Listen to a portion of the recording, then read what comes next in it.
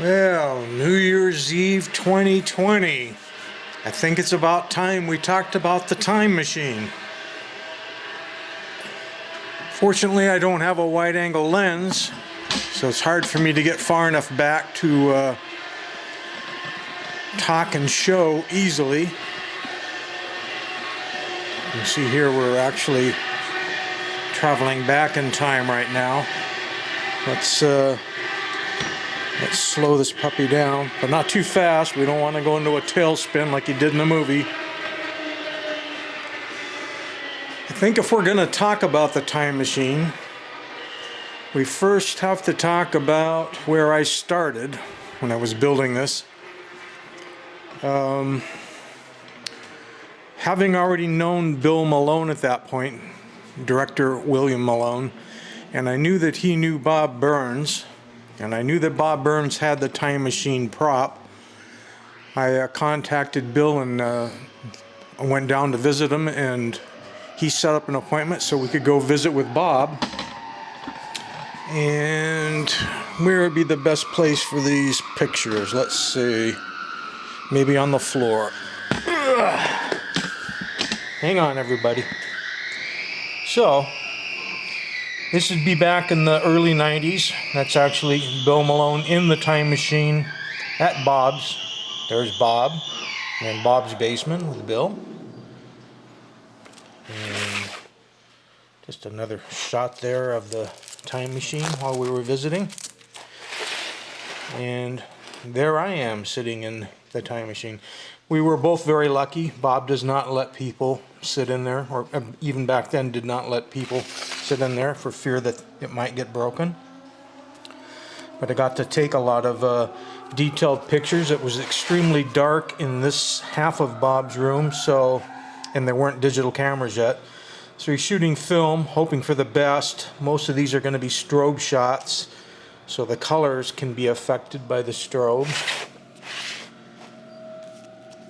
So I took as much reference as I could there, looking at the actual prop, talking with Bob, and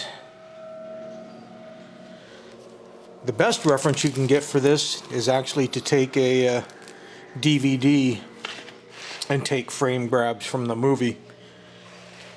You can get some really good shots. There's a very early Robbie head that Bill Malone had made way before he owned the actual Robbie, and he gave that to early Robbie head, which he didn't like some things on. He'd redone to Bob for his basement. As long as we're talking about Bob, let's keep looking at his basement. Of course, he has lots of prop heads. He actually has a piece from Forbidden Planet, one of the power meters in the Krell lab.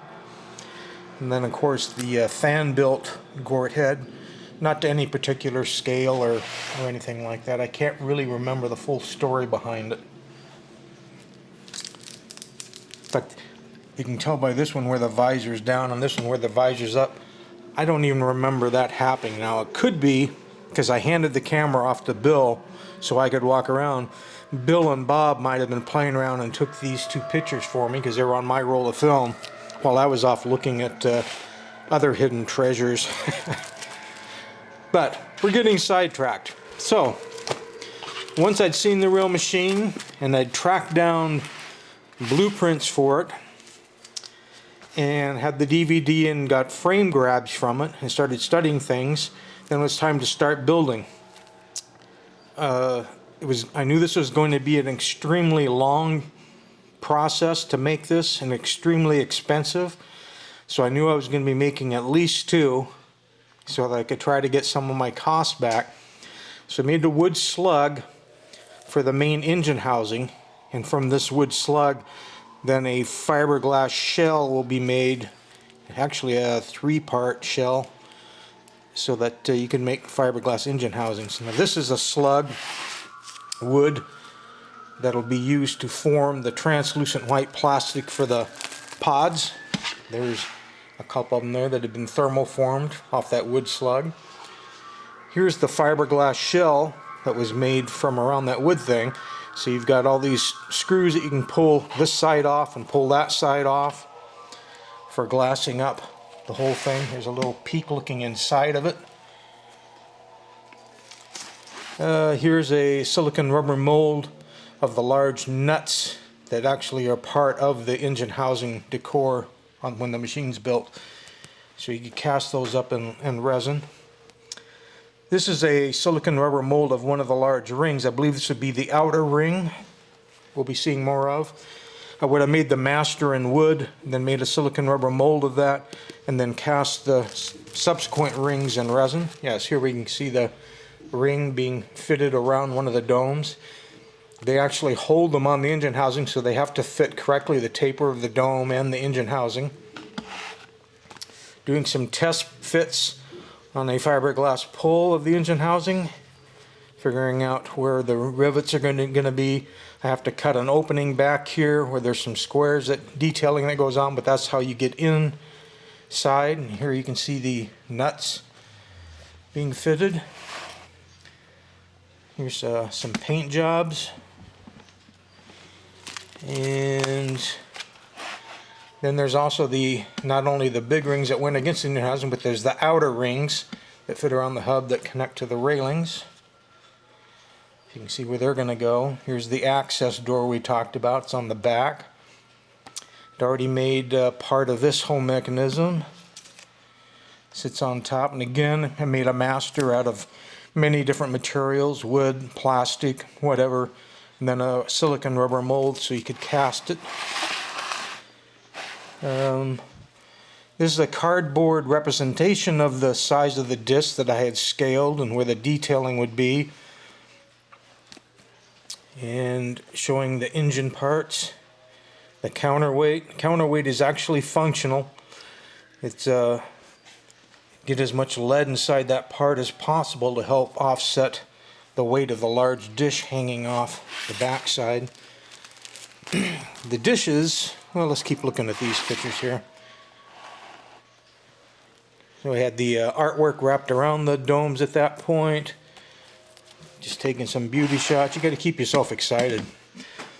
Wood base is made from many layers of 3/4 inch plywood, each one with a different routing profile, and then when you stack and glue them together, you end up with the correct side bead profile. So when it came time for the dish, I had called around just about everywhere in America, and had found actually a shop in Canada which specializes in making huge metal tanks, you know, for holding liquid. Not the kind of tank that you drive in the military, but the kind of tank that you would put fuel or gas or chemicals in. And they spin metal, and they were able to spin aluminum to the outside diameter and the amount of depth I wanted in the curve at a price, even after it shipped to me, at this time I lived in Seattle, far less than anybody in America was willing to do the job. So, but I think if I remember right, you had to order a minimum of 6 in order to get the price break. I mean, it was like the same price if you ordered 1 or if you ordered 6, you know, so. And here's starting to lay one of the dishes out, marking where I have to put details, building in the center hub support parts, adding the details. In this case I was using styrene.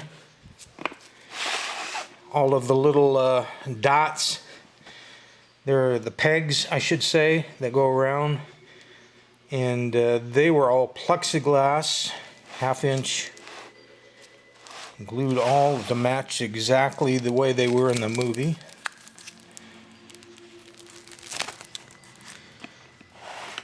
So you can see some profile shots there. It's an engine housing that was going to be heading off to LA, and one for my machine. Next came one of the real tricky parts, and that was all of the tube bending. So in order to do this, because these particular sled rail parts is very complicated to explain because they have so many different bends and curves and 3-dimensional. So what I ended up buying was, of course, the proper tubing, and then a tube bender, and I roughly bent one rail. I can't remember if it was the right rail or the left rail. And I took them to a shop that more than 100 years ago used to be a boiler repair shop, but you know, for heating buildings and stuff. But recently they'd been doing tubular frames in hydroplanes and stuff like that. Anyway, they had a guy there that had been working there for more than 60 years, and he was just getting ready to retire, but he was still there. So I got him tuned into what I was trying to do, gave him the one that I had and said I need it mirrored for the other side. And the reason I wanted them to do it versus the ones that I bend up on the tube bender, because when you bend them with a tube bender at home, when you bend the pipe, it puts little creases and marks and divots in the pipe. Whereas I know if you have the professional equipment and know what you're doing, you don't get any of that. And I found out what they really do is they pack the entire tubes full of sand, and then when they use their professional bending jigs and everything, they don't get the little wrinkles and creases in the pipe that you get if you just use a tube bender. Plus 60 years of doing it, you know what the heck you're doing, right? Okay, and here's one of the dishes with some gray primer on it. I solicited a friend of mine to take on the task of painting the dishes for me. Dan Marvinskin's his name, and he did a fantastic job, I thought.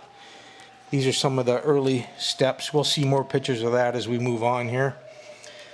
The light cage on top of the console. I made a master for this piece that fits the console, and this piece and the piece they sit on, and those parts are all cast in resin. The little wire hoop baskets I hand soldered, but the insert glass parts I had blown to my exact dimensions. I know a lot of people try to find drinking cups and other things, or just anything they can find to save, you know, figure out a way to do it. But I found it easier just to go to a glass blower and tell them what I want and let them blow it.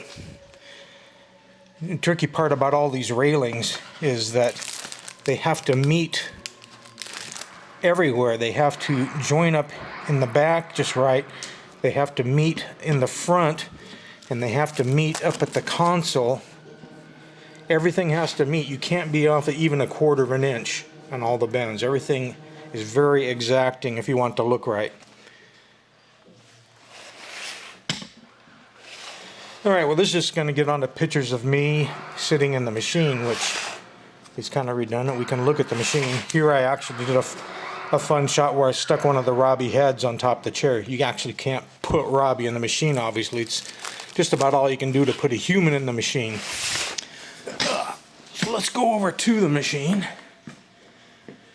so you can see some of the detailed stuff I've been talking about, how they come up, and everything has to just tie right in and meet perfectly. Ended up forming these pieces in plexiglass. I made jigs, and I would heat the plexiglass and push them into the jigs until they formed. Would cast this piece in resin. This is actually cut on a vinyl cutter. You can get vinyl that has brass metal finish, and that was Dan Marvinskin cut that for me too, based on the artwork. Frame grabs.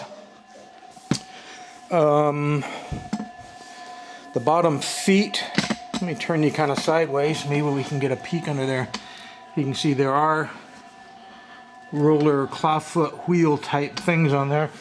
I made one master foot in a foam, sort of like the same foam that was used when we were doing gorks for sculpting. Sculpted that, sealed it in resin, then made the silicone rubber mold and was able to cast the feet up that way.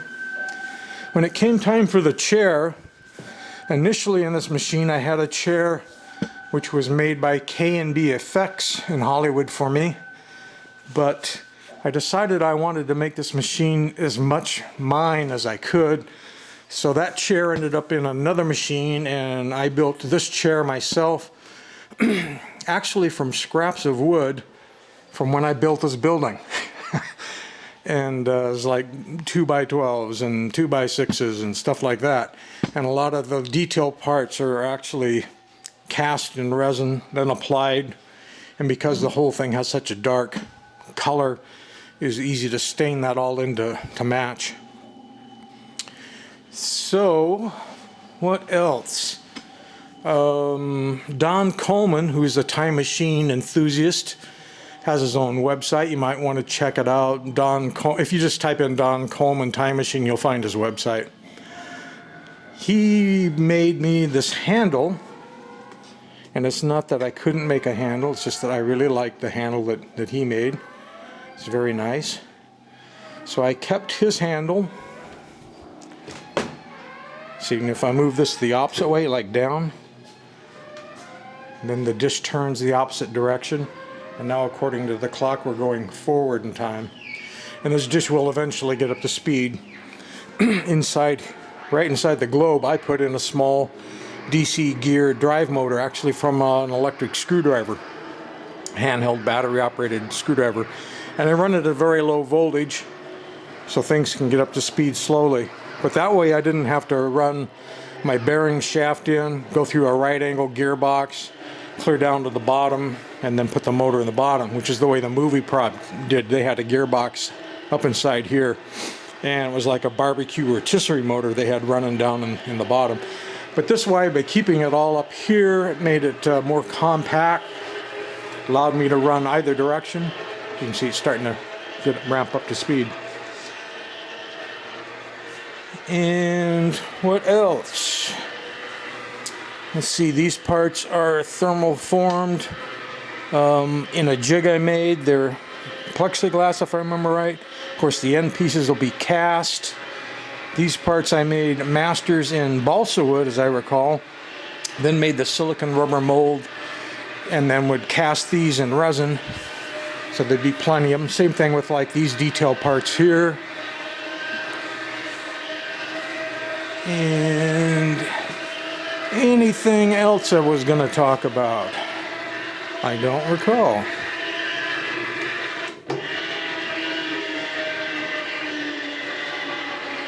Slowing her down. Of course, you have to, in order to get in the machine, just like in the movie, you lift the arm up and you climb on in. Well, that was the other thing I was going to talk about. In the movie, the actual chair that was used is an actual barber chair from, I haven't got the paperwork in front of me, it was like 1908 or something like that. Anyway, very early, more than 100 years ago. And they took the chair off of the pedestal it would normally be on, and took the footrest that would be in front of the chair and turned that into the backrest. And when Bob got his machine, Bob Burns got the machine from the movie, the chair had been removed because it had a value. There are people that collect antique barber chairs, so the chair was gone. Of course, the console was gone when he got it, because at the end of principal filming for the movie, they had to do the insets. And when you watch the movie, you can see the time and date and stuff fly by here.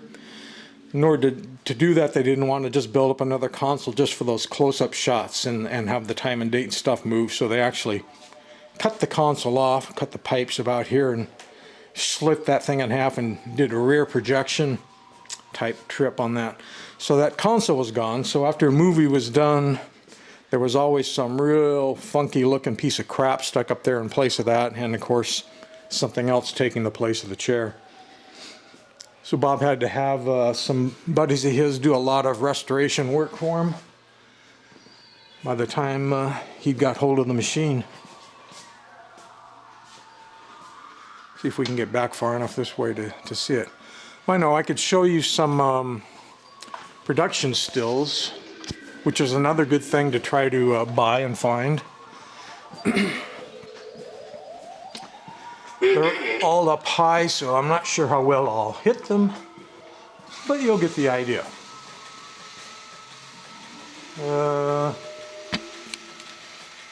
Because of the pinball machines, I can't get real close either. But all these pictures up here, these very top ones were taken when a machine and other things were at auction, for sale at auction. And I believe I got these pictures from Don Coalman, if I remember right. And then down here we have production stills, which are very handy. for pulling out details. And what else? We've got, of course, once you've made the full size one, then you're going to want to make a miniature one. So I'd made this miniature one, which is almost as much work as making the full size one, because you have to make all the parts again. But the big difference is it costs less money. I mean, you may be spending as much time, but at least you're not spending as much money, because when you're making a mold for something that's very small, and you don't have to pay someone to bend your pipes. In this case, you can get brass and copper tubing and bend it yourself till you get a good look. But I had tried several times to acquire miniatures made by other special effects people, and only got ripped off.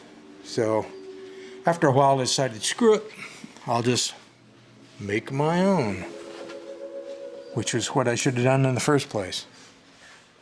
I think that's it. 2020 is behind us, thank God. Happy New Year, everyone. And I'll shut the camera off with a view of the time machine. You know, I probably should have checked the mechanical band to see if I had Old Lang Syne programmed in there, because I don't remember if I do or not. But here we go. Happy New Year.